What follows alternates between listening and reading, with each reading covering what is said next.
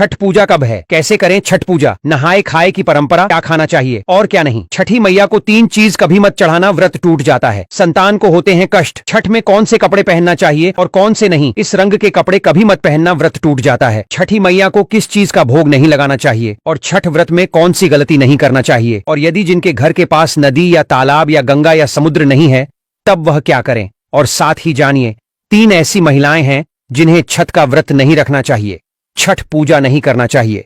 घोर पाप लगता है, व्रत टूट जाता है, उल्टा संतान को जीवन भर मिलते हैं कष्ट। और यदि आपने छठ पूजा में यह कार्य कर लिया, यह उपाय कर लिया, तो आपको दुनिया की कोई भी ताकत करोड़पति होने से रोक नहीं पाएगी। वास्तु ज्ञान ज्योतिष चैनल के घर के सदस्य भी, घर की महिलाएं भी यह कार्य जरूर करती हैं। भक्तों, हिंदी पंचांग के अनुसार छठ हर वर्ष कार्तिक मास के शुक्ल पक्ष की षष्ठी यानी छठी तिथि पर मनाया जाता है। यह हमेशा दिवाली के 6 दिन बाद पड़ता है, जो नहाए खाए की परंपरा से प्रारंभ होता है। यह व्रत करने वाले व्रतधारी 36 घंटे तक निर्जला व्रत रखते हैं, जिसके बाद छठी मैया की आराधना और सूर्यदेव को अर्घ्य देने के बाद इस व्रत का समापन किया जाता है। यदि संतान आपकी बार बार बीमार पड़ जाती है, सर्दी खांसी जुकाम, बार बार अस्पताल में बच्चा भर्ती होता है, उसके इंजेक्शन बार बार लगते हैं, बच्चों के शरीर पर सूजन आ जाती है, पैर में तकलीफ, शरीर में तकलीफ, तब ऐसे समय में उस स्त्री को छठ पूजा अवश्य करना चाहिए जिसकी संतान को कष्ट मिलते हैं। तब छठी मैया की कृपा से छठ माता स्वयं उस संतान की रक्षा करती है। छठी मैया बहुत प्यारी है, संतान की स्वयं रक्षा करती है, परिवार की रक्षा करती है, परिवार में कभी विपदाएं नहीं आती। छठी माता का हृदय इतना कोमल है जिसकी आप कल्पना नहीं कर सकते। खासकर संतान दीर्घायु होती है, परिवार खुशहाल होता है, जीवन भर इतना सुख घर में बरसता है जिसकी आप कल्पना भी नहीं कर पाएंगे। छठी माँ ब्रह्मांड की माँ है, संसार की माँ है, संतान की माँ है। जो सच्चे दिल से एक बार छठी मैया को प्रसन्न कर लेता है, समझो उसने 7 बार पृथ्वी की परिक्रमा कर ली, गंगा स्नान कर लिया, धार्मिक यात्रा कर ली, देवताओं की परिक्रमा करना माना जाता है। छठ पूजा 2025 शुभ मुहूर्त पंचांग के अनुसार छठ पूजा 25 अक्टूबर को नहाए खाए के साथ शुरू होगी। दूसरा दिन 26 अक्टूबर को खरना होगा। तीसरे दिन 27 अक्टूबर को अस्ताचलगामी सूर्य को अर्घ्य दिया जाएगा। अंतिम दिन 22 अक्टूबर को उदयगामी सूर्य को अर्घ्य देकर व्रत समाप्त होगा।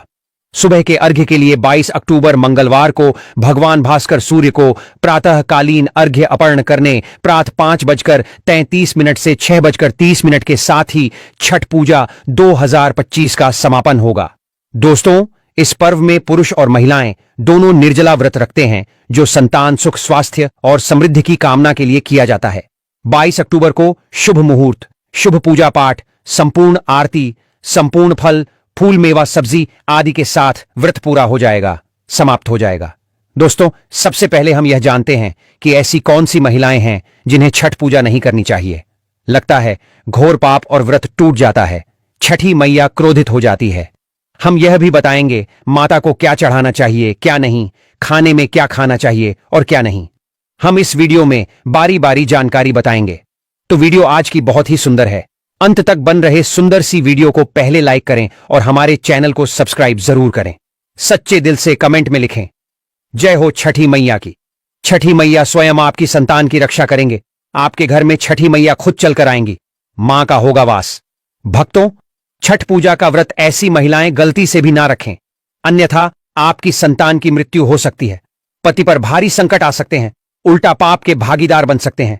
ऐसी महिलाएं छठ पूजा से रहे दूर। दोस्तों, कार्तिक मास की षष्ठी को छठ मनाई जाती है। छठे दिन पूजी जाने वाली षष्ठी को बिहार में आसान भाषा में छठी मैया कहकर पुकारना है। यह त्योहार अपितु महाराष्ट्र, झारखंड, उत्तर प्रदेश तथा पश्चिम बंगाल, यहां तक कि विदेशों में रहने वाली महिलाएं भी भली भांति इस पर्व को मानती हैं। मान्यता है कि छठ पूजा के दौरान पूजी जाने वाली यह माता सूर्य भगवान की बहन है, इसीलिए लोग सूर्य को अर्घ्य देकर छठ मैया को प्रसन्न करते हैं। वहीं धर्मशास्त्र और पुराणों में मां दुर्गा के छठे रूप कात्यायनी देवी को भी छठ माता का ही रूप माना जाता है। छठ मैया को संतान देने वाली माता के नाम से भी जाना जाता है। मान्यता है कि यह पर्व संतान के लिए मनाया जाता है। खासकर वह जोड़े जिन्हें संतान की प्राप्ति नहीं हुई है तो वह छठ का व्रत रखते हैं। वहीं सभी अपने बच्चों की सुख शांति के लिए छठ मनाते हैं। लेकिन क्या आप जानते हैं, कुछ ऐसी महिलाएं भी हैं जिन्हें छठ पूजा का व्रत गलती से भी नहीं रखना चाहिए। यह सबसे बड़ा घोर पाप माना जाता है। महिलाएं ऐसी गलती कभी ना करें।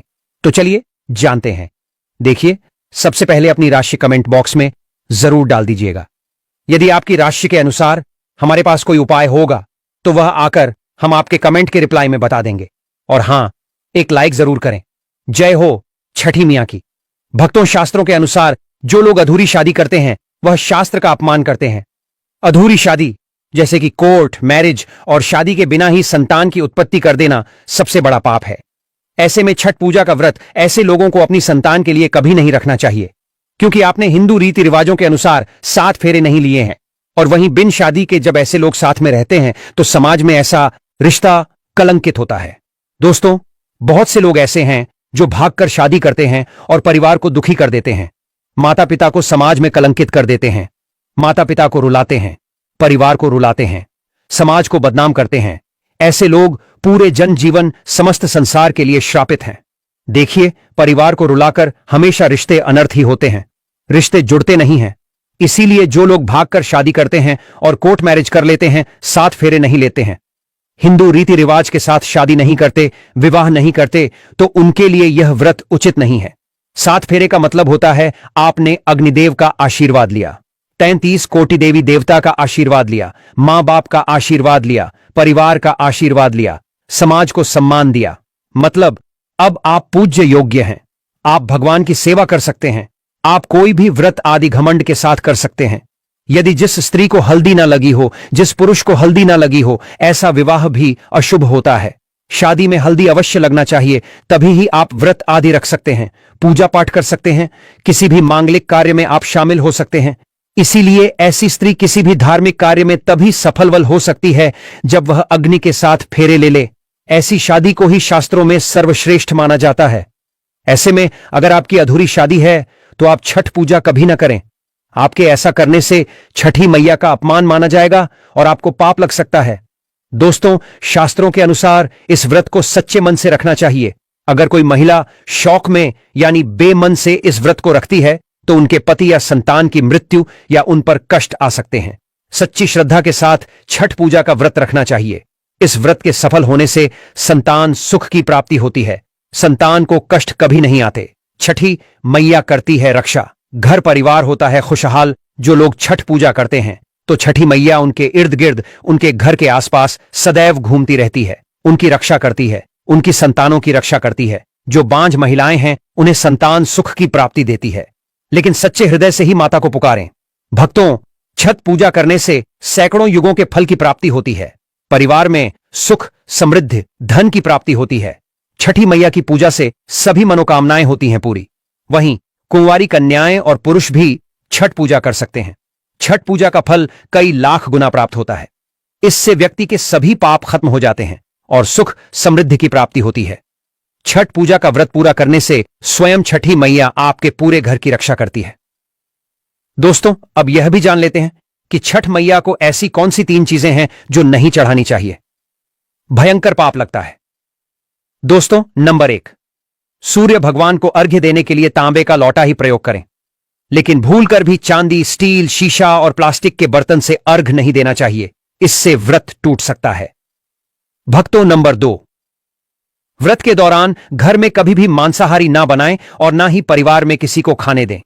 जो लोग इस दिन लहसुन प्याज का खाना बनाते हैं और खाते हैं तो उन्हें छठी मैया उल्टा बर्बाद कर देती है, श्राप दे देती है। इस दिन छठी मैया को भोग लगता है तो घर में यदि आपके परिवार में किसी ने व्रत रखा है तो आप भी लहसुन प्याज का इस्तेमाल ना करें। आप किसी और दिन को खा सकते हैं, लेकिन मांस, मदिरा, लहसुन प्याज आदि ना खाएं। मान लीजिए छठ व्रत आपकी बहन ने रखा है और आप दूर भी रहते हैं, तब भी आप लहसुन प्याज ना खाएं, नहीं तो उनका व्रत टूट सकता है। साथ ही साथ व्रत के दौरान घर में मदिरा आदि और धूम्रपान भी नहीं करना चाहिए। दोस्तों, नंबर 3, छठी मैया का प्रसाद बहुत ही शुद्धता के साथ बनाया जाता है। उनका प्रसाद हमेशा ऐसे चूल्हे पर बनाएं जिसे ताजी लेप आ गया हो। यदि गैस पर बना रहे हो तो गैस स्टोव को अच्छी तरह से ढोलें। पहले से बने चूल्हे पर कभी प्रसाद ना बनाएं, इसके लिए नया चूल्हा ही बनाएं। दोस्तों, नंबर 4, सूर्य को अर्घ्य देने से पहले कभी भी भोजन ग्रहण ना करें, घोर पाप लगेगा। व्रतधारी लोगों को पहले और दूसरे दिन सूर्य को जल देने के बाद ही भोजन करना चाहिए। व्रत के दौरान भोजन के प्रति मन में लालसा ना रखें। व्रत टूटता है। नंबर 5, छठी मैया से मांगी मन्नत अगर पूरी हो जाए तो आपको अपनी मन्नत का पूरा होने की विशेष पूजा जरूर करनी चाहिए, अन्यथा मैया के प्रकोप का सामना करना पड़ सकता है। नंबर 6, छठ का व्रत करने वालों को जमीन पर 4 दिन तक सोना चाहिए। छठ पूजा वाले कमरे में ही अपना आसन लगाना चाहिए। ऐसे में आपको छठ मैया का ध्यान करते रहना चाहिए। इससे मां आपके व्रत को संपूर्ण करती है और कोई भी विघ्न बाधा नहीं आती है। नंबर 7, जिस जगह पर प्रसाद बन रहा हो वहां साधारण भोजन भी नहीं बनाना चाहिए, साथ ही साथ उस स्थान पर खाना भी वर्जित है। दोस्तों, नंबर 8, प्रसाद बनाते हुए नमक का हाथ भी किसी पूजा की वस्तु या प्रसाद से नहीं छूना चाहिए। दोस्तों, नंबर 9, पूजा के दौरान अपनी वाणी को बुरी बातों से थोड़ा दूर रखें। जुबान पर गंदे विचार भी नहीं लाना चाहिए। छठी मैया का आशीर्वाद पाने के लिए मन में गंदे विचार नहीं लाने चाहिए। नंबर 10, घर में पूजा के दौरान झूठे बर्तन और गंदे कपड़ों का ढेर बिल्कुल नहीं होना चाहिए। इससे छठी मैया क्रोधित हो जाती है और व्रत टूट जाता है। छठी मैया को साफ सफाई बहुत पसंद है। व्रत के दौरान अपने घर को साफ सुथरा रखें और गंगा जल से छिड़काव अवश्य कर लें। इससे पूरा घर पवित्र हो जाता है और छठी मैया का आशीर्वाद प्राप्त हो जाता है। दोस्तों, आज हम आपको छठी मैया की कृपा पाने के लिए एक ऐसा उपाय बताएंगे जिससे आप सबसे जल्दी करोड़पति हो जाएंगे। मैं छठी मैया की सौगंध खाता हूं, अगर आपने यह उपाय कर लिया तो आपको दुनिया की कोई भी महाशक्ति, कोई भी व्यक्ति करोड़पति होने से, धनी होने से धन, ऐश्वर्य, प्रगति, सौभाग्यशाली, उत्तम जीवन साथी, धन संपदा, सकारात्मक ऊर्जा प्राप्त करने से कोई नहीं रोक पाएगा। यह उपाय आप कॉपी पेन पर लिख कर रख लें, आपके बहुत काम आएगा। हम उपाय बताने वाले हैं। उपाय को ध्यान से सुनना, आपकी कायाकल्प हो जाएगी। यह उपाय छठ पूजा वाले दिन ही करना है। आइए जानते हैं उपाय। यह उपाय आपको वास्तु ज्ञान ज्योतिष चैनल पर ही मिलेगा। यदि कोई और यह उपाय बताएं तो समझो वह फ्रॉड है। देखिए, एक नमक का पैकेट ले लें, पिसा हुआ, ढेली वाला ले सकते हैं, और एक पानी की बोतल और 51 रुपए की दक्षिणा तथा 100 ग्राम की सरसों के तेल की बोतल और 50 ग्राम सूखी लाल मिर्चें, 500 ग्राम चावल और 500 ग्राम उड़द की काली दाल और 5 रुपए के बताशे, ये सभी 8 सामग्री एकत्रित कर लें। किसी कपड़े में बांध ले या थैली में ले ले। सभी सामग्री को मिक्स मत करना, अलग अलग पैकेट में एक ही थैली में डाल लें। अब अपने शिशु के ऊपर से, संतान के ऊपर से 7 बार उतारा करें। अब यह सामग्री किसी गरीब व्यक्ति को दान में दे देना। मैं छठी मैया की सौगंध खाता हूं। मैं स्माइल फैमिलीज छठी मैया की सौगंध खाता हूं। यदि आपका बच्चा, आपका शिशु स्वस्थ ना हो जाए, आप धनी ना हो जाएं, तो मुझे बताना। आप हमारे चैनल को अनसब्सक्राइब कर देना, आपका भाग्य बदल जाएगा। यदि आप व्यापारी हैं तो आपका व्यापार 100 गुना बढ़कर चलेगा। यदि आप स्टूडेंट हैं तो आपका मन पढ़ाई में खूब लगेगा। सरकारी जॉब लगेंगे, संतान की प्राप्ति होगी। विवाह में हो रही देरी तो वह भी पूरी हो जाती है। यदि बीमार व्यक्ति आपके घर में कोई हो और खाट पर पड़ा है तो उस बीमार व्यक्ति के ऊपर से इसे 7 बार उतार देना या दान कर देना, वह तुरंत ठीक हो जाएगा। यदि व्यापार मदद्दा चल रहा है तो गले के ऊपर से 7 बार उतार कर इसे दान कर देना, बहुत फर्क पड़ेगा। भक्तों, यह उपाय हम भी जरूर करते हैं और हम अवश्य करेंगे। हमें छठी मैया की कृपा साक्षात प्राप्त हुई है। यह उपाय सैकड़ों साल से हमारे बुजुर्ग करते चले आ रहे हैं और यह उपाय मैं अवश्य करता हूं। आप यह कार्य पूर्णिमा अमावस्या पर भी कर सकते हैं। भक्तों, एक और महा उपाय, आप नदी या तालाब या समुद्र के तट पर अवश्य जाएंगे। छठ पूजा के लिए तो यह उपाय आपके सोए हुए भाग्य को चमका देगा। आइए जानते हैं। देखिए, छठी मैया की पूजा के लिए आप तट पर अवश्य जाएंगे। तब आप अपने साथ में एक तांबे का सिक्का या चांदी का सिक्का अवश्य हाथ में लेकर जाएं। और जब आपकी पूजा संपन्न हो जाए तब छठी मैया का यह मंत्र बोलकर इस सिक्के को पानी में प्रवाहित कर देना, विसर्जित कर देना। मंत्र है ओम ह्रीम ह्री सूर नमः। इस मंत्र को 3 बार बोलना है और सिक्के को जल में विसर्जित कर देना। फिर आप देखना, लंबे समय से जो परेशानी चली आ रही थी वह दूर हो जाएगी। लंबे समय से जो घर में बीमारी थी दूर हो जाएगी। लंबे समय से घर में जो गरीबी थी, किसी का श्राप लगा था, संतान बीमार है, वह ठीक हो जाएगी। आपके जीवन में ऐसा परिवर्तन आएगा जिसकी आपने कल्पना भी नहीं की होगी। यह बहुत ही गुप्त उपाय है। किसी को बात करना करें, चुपचाप करें। छठी मैया बहुत प्रसन्न होती है। यदि आप यह उपाय किसी को बताना चाहते हैं तो आप कॉपी पेन पर उसे लिख कर दे दें। आप उसे ना बोले। बड़ा विशेष चमत्कारी उपाय है यह सिक्के का। यह उपाय बहुत ही गुप्त उपाय है, आपको रंग से राजा बना देगा। बस इस उपाय का ढिंढोरा ना पीठे, गुप्त तरीके से कर देना। भक्तों, आप में से कौन कौन छठी मैया का आशीर्वाद पाना चाहता है तो सच्चे दिल से कमेंट बॉक्स में लिखें, जय हो छठी मैया की। कि छठी मैया के लिए एक लायक तो बनता।